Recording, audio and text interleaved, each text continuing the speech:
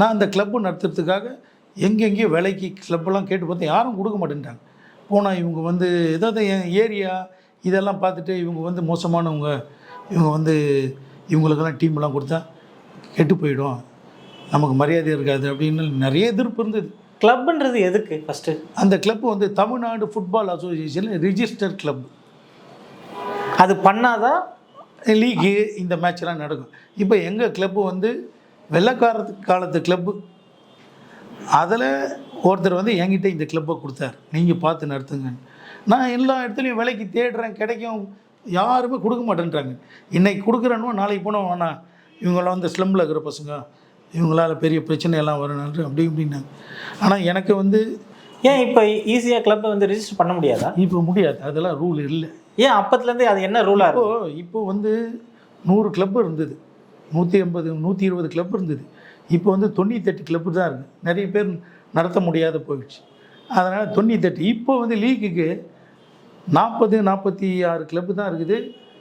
மீதி 52 கிளப்பு லீக்கே விளையாடல, அசோசியேஷன் ப்ராப்ளத்தினால.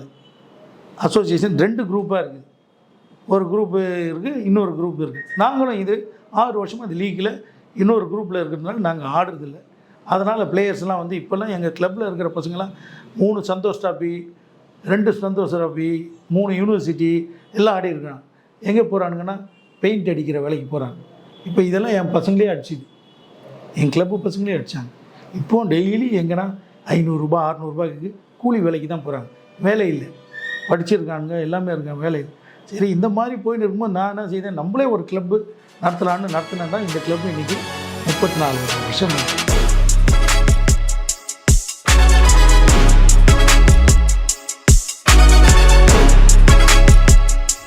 கவர்மெண்ட்ல ரிஜிஸ்டர் பண்ணி எடுக்கிறதுக்கு என்ன அவ்வளோ கஷ்டம்?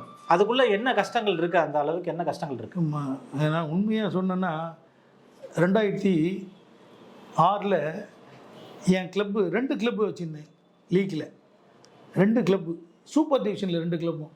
அப்போது எனக்கு வந்து 5 லட்ச ரூபா கடன் ஆயிடுச்சு, 5 லட்ச ரூபா கடன் ஆயிடுச்சு.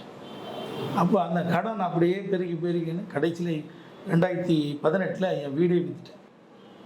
நிறைய கடன்கள் விற்று இதான் இந்த ஒரு லீக் நடத்தினா வருஷத்துக்கு 3 லட்சம் 4 லட்சம் ஆகும்.